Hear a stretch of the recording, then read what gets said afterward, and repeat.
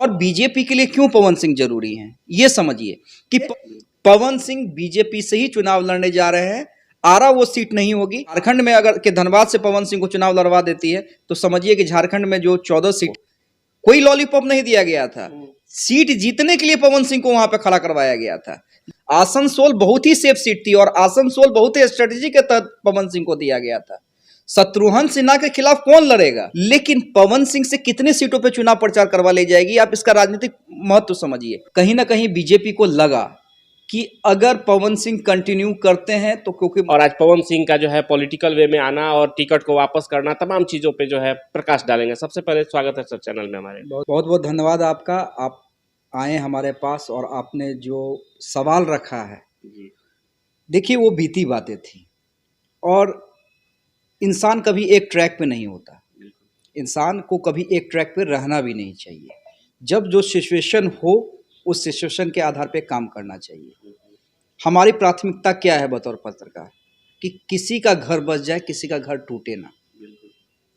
और आपने देखा होगा पूरी देशवा की टीम, चाहे मैं बतौर चैनल हेड, हमारी ब्रांड एम्बेसडर बबीता मिश्रा जी और पूरी टीम, हमने सिर्फ 2 एपिसोड चलाया था और उसके बाद हमारी सीरीज यही थी कि किसी तरह इन दोनों का घर बस जाए।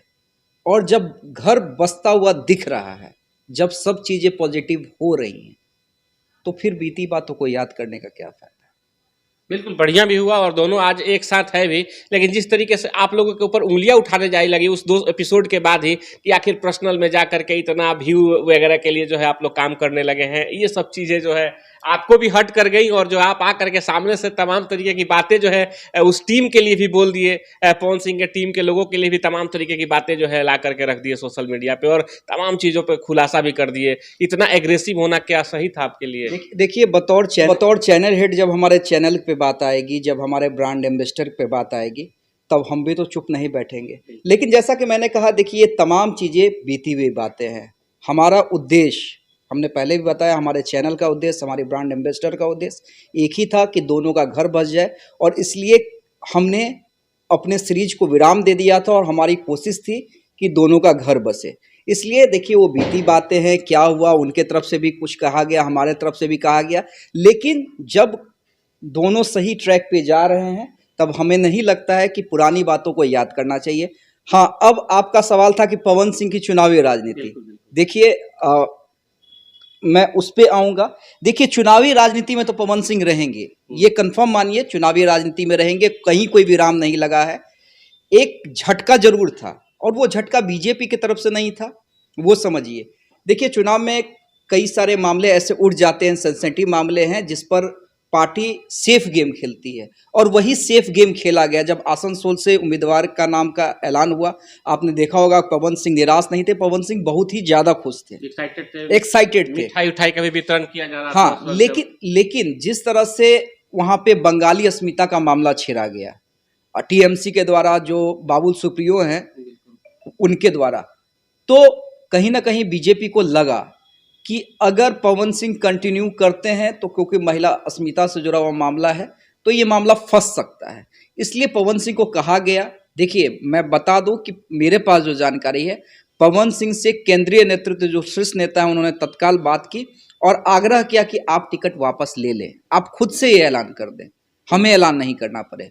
और पवन सिंह ने वो ऐलान किया और उसके बाद दूसरे दिन आपने देखा होगा कि जेपी नड्डा से मुलाकात भी हुई थी पवन सिंह की, तस्वीर चल भी रही थी। हाँ, और मेरे पास जो जानकारी है, और देखिए हमारे पास जो जानकारी होती है, आप देखते भी होंगे, अगर हमारे चैनल को आप फॉलो करते होंगे तो आप देखते होंगे कि पॉलिटिक्स में, बिहार की राजनीति में अगर हमने कोई खबर ब्रेक की है तो वो 100 में से 99 बार सही साबित हुई है हर प्रकरण में।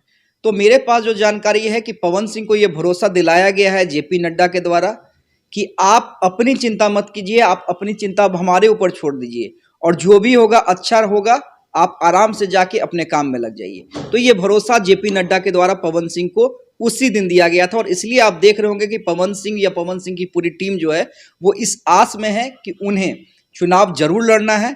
मैं ये नहीं कर रहा हूं कि वो आरा से ही चुनाव लड़ेंगे, सीट कोई भी हो सकती है। बीजेपी और आरजेडी, बीजेपी अभी तक के हिसाब से बीजेपी। देखिए राजनीति जिंदगी में आज हम लोग बात कर रहे हैं, 1 मिनट के बाद क्या हो जाए। वैसे तो राजनीति में तो और भी कुछ संभावनाएं कहिए कि कभी भी कुछ भी हो सकता है, लेकिन अभी तक के हिसाब से पवन सिंह बीजेपी से ही चुनाव लड़ने जा रहे हैं। आरा वो सीट नहीं होगी, वो सीट मोतिहारी या धनबाद हो सकती है। कम्पीट करने के लिए मनीष कश्यप सामने होंगे क्या मोतिहारी से फिर? अब देखिए कोई भी सामने रहेंगे, देखिए सबकी अपनी फैन फॉलोइंग है। किसी पे आप एक इंसान जो एक आम जनता है ना, ये भी 1 मिनट रुकना चाहेंगे सर, ये भी इसको कंप्लीट कर देता हूं। देखिए कभी कभी आप देखते हैं ना कि जो कई सालों से सांसद रहे हैं उन्हें एक व्यक्ति जो आम जनता है वो भी हरा देता है। तो ये चुनावी राजनीति है, चुनावी राजनीति में। लेकिन पॉपुलरिटी के मामले में आप पवन सिंह का मुकाबला नहीं कर सकते हैं। पवन सिंह की अपनी फैन फॉलोइंग है, बाकी आप जिनका नाम ले रहे हैं उनकी अपनी फैन फॉलोइंग है, सबकी अपनी फैन फॉलोइंग होती है। लेकिन सबसे ज्यादा ताकतवर चुनाव में कौन होता है, वो आम जनता होती है। अच्छा सर, आपकी भी टीम जो है ग्राउंड पे काम करती है पवन सिंह को लेकर के, क्या लगता है कि पवन सिंह अगर पॉलिटिक्स में आते हैं तो क्या उनका परचम उस तरीके से जैसे भोजपुरी इंडस्ट्रीज में लहरा रहा है वो पॉलिटिकल वे में भी चल पाएगा, सिक्का चल पाएगा उनका? देखिए हमारी टीम पवन सिंह के लिए काम नहीं करती, हमारी टीम पॉलिटिकल वे के लिए तो करती है ना। नहीं, हमारी टीम हर उन लोगों के लिए काम करती है जो राजनीति में है। क्योंकि हम बतौर न्यूज चैनल काम कर रहे हैं, हमें पक्ष भी दिखलाना है, विपक्ष भी दिखलाना है, हमें किसी एक व्यक्ति का प्लस पॉइंट भी दिखलाना है, माइनस पॉइंट भी दिखलाना है। तो हम किसी स्पेसिफिक किसी आदमी के लिए काम नहीं करते हैं, ठीक है। और न्यूज चैनल को करना भी नहीं चाहिए, किसी भी पत्रकार को नहीं करना चाहिए। उनका पॉजिटिव भी दिखलाना चाहिए, उनका नेगेटिव भी दिखलाना चाहिए। क्योंकि मैं कहता हूं चुनाव में पहले जनता होती है। अब आपने कहा कि भविष्य, देखिए पवन सिंह छोटा नाम तो है नहीं, इसमें तो कोई इनकार नहीं कर सकता है। पवन सिंह की अपनी फैन फॉलोइंग है। और बीजेपी के लिए क्यों पवन सिंह जरूरी है, ये समझिए कि पवन सिंह को बीजेपी एक टिकट देगी, मतलब कोई एक सीट देगी कि आप चुनाव लड़िए। लेकिन पवन सिंह से कितने सीटों पे चुनाव प्रचार करवा ले जाएगी, आप इसका राजनीतिक महत्व समझिए। पवन सिंह बिहार में प्रचार करेंगे, पवन सिंह झारखंड में चुनाव प्रचार करेंगे, पवन सिंह यूपी में चुनाव प्रचार करेंगे, और पवन सिंह दिल्ली में भी उन जगहों पर चुनाव प्रचार करेंगे जहां पे बिहारी वोटर है। स्टार प्रचारक कहे भी जाते हैं बीजेपी स्टार प्रचारक। तो समझिए कि एक सीट पवन सिंह को, और पवन सिंह से कितना फायदा ले सकती है बीजेपी, इसलिए पवन सिंह जरूरी है। तो चाहिए सबसे बड़ी खुलासा आप कर रहे हैं कि पवन सिंह को अगर सीट दिया जाता है टिकट, तो ये जो है कहीं ना कहीं प्रोपेगेंडा है बीजेपी का उनको प्रचार करवाने का। बिल्कुल बिल्कुल। देखिए आप ये समझिए ना, जो सेलिब्रिटी होते हैं जिनकी फैन फॉलोइंग होती है, आप अच्छा एक चीज समझ जाइए, तेजस्वी यादव की यहाँ पे रैली थी, बिल्कुल। आरजेडी से तो ऑफिशियल खेसारी लाल यादव नहीं जुड़े हुए हैं। चर्चा है कि चुनाव आने वाले दिनों में लड़ सकते हैं, लेकिन खेसारी लाल यादव एक रात पहले यहाँ पे आए कि नहीं आए? मंच पे दिखे भी सब। आए, उन्होंने प्रोग्राम किया। क्यों किया? क्योंकि खेसारी लाल यादव की अपनी फैन फॉलोइंग है, उनको सुनने के लिए लोग आते हैं। इसी बहाने तेजस्वी के सभा में लोग आए और भीड़ हुई। तो जो भी सेलिब्रिटी होते हैं जिनकी भी अपनी फैन फॉलोइंग है, उनका फायदा तो पॉलिटिकल पार्टी उठाती रही है। तो बीजेपी क्यों नहीं पवन सिंह का उठाएगी, आप समझिए। और पवन सिंह को छोड़ भी क्यों नहीं बीजेपी रही है। अगर आसनसोल से टिकट कटा या बुलवाया गया कि आप वापस ले लीजिए, तो पवन सिंह को तो मैसेज दे दिया जाता कि अब आप देख लीजिए दूसरी पार्टी को, भाई अब हमारा साथ नहीं हो सकता। रोकना चाहेंगे। यहाँ पे कहा जा रहा था कि पवन सिंह को अगर टिकट दिया गया है तो कहीं ना कहीं लॉलीपॉप देने का काम किया गया है कि पवन सिंह को दे करके कहीं और पार्टी में ना जाए, आरजेडी वगैरह में ना जाए, इसलिए लॉलीपॉप एक दे दिए। सेफ सीट थी, लोग समझ नहीं पा रहे हैं। आसनसोल बहुत ही सेफ सीट थी, और आसनसोल बहुत ही स्ट्रेटेजी के तहत पवन सिंह को दिया गया था। शत्रुघ्न सिन्हा के खिलाफ कौन लड़ेगा? शत्रुघ्न, आसनसोल पहले बीजेपी की ही सीट थी, बाद में शत्रुघ्न सिन्हा उपचुनाव में जीते टीएमसी से, और फिर बीजेपी आसनसोल सीट वापस लेना चाहती थी। तो वहां पे बिहारी वर्सेस बिहारी का मुकाबला करवाना चाहती थी बीजेपी, और इसलिए स्ट्रेटेजिकली पवन सिंह को आसनसोल भेजा गया। आप समझिए इस चीजों को, कोई लॉलीपॉप नहीं दिया गया था। सीट जीतने के लिए पवन सिंह को वहां पे खड़ा करवाया गया था। लेकिन टीएमसी ने कुछ ऐसा प्रचार किया कि उसके बाद नाम वापस लेना पड़ा। मतलब बीजेपी उस समय रिस्क लेने के मूड में नहीं थी, क्योंकि बीजेपी का एक मात्र लक्ष्य है इस बार कि किसी भी तरह सत्ता में आना, और जो नारा दे रही है 400 के पार, वो 400 पार जाना। मतलब कहीं से भी रिस्क नहीं लेना चाहती है। नहीं, रिस्क नहीं लेना चाहते। और इसलिए मैं कह रहा हूं कि पवन सिंह के लिए रास्ते बंद नहीं है।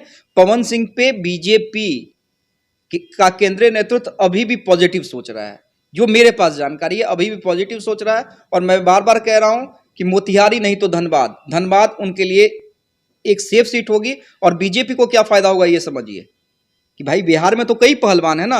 बिहार में बीजेपी खुद नरेंद्र मोदी, अमित शाह आएंगे, बिहार में नीतीश कुमार हैं, बिहार में बीजेपी के साथ चिराग पासवान है, मांझी है, उपेंद्र कुशवाहा है। मुकेश सहनी भी आ सकते हैं। लेकिन झारखंड में अगर के धनबाद से पवन सिंह को चुनाव लड़वा देती है तो समझिए कि झारखंड में जो 14 सीटें लोकसभा की सीटें हैं उस पर कितना फायदा होगा बीजेपी को। अब देखिए सस्पेंस बना हुआ है कि धनबाद या फिर मोतिहारी कहां से पवन सिंह आते हैं, इस बार देखने वाली बात है। और जैसा कि अमित झा जी हमारे साथ हैं, तमाम चीज़ों पे बात की हमने। आप क्या सोचते हैं इस वीडियो के माध्यम से मुझे कमेंट जरूर करिएगा। और जाते जाते सर क्या कहना चाहेंगे हमारे चैनल के लोगों को और जो देखने वाले व्यूअर्स हैं? नहीं, आपका चैनल काफ़ी अच्छा कर रहा है और हमें उम्मीद है कि जिस तरह से हम पत्रकारिता कर रहे हैं आप भी करें। और मैं बार बार कहता हूं कि पत्रकार के लिए जनता सर्वोपरि होती है, व्यक्ति सर्वोपरि नहीं होता है। और आप लोग इसी दिशा में काम कर रहे हैं और हमारी बहुत बहुत शुभकामनाएं। चलिए इस वीडियो में इतना ही, मिलते हैं फिर अगले वीडियो में, तब तक के लिए धन्यवाद।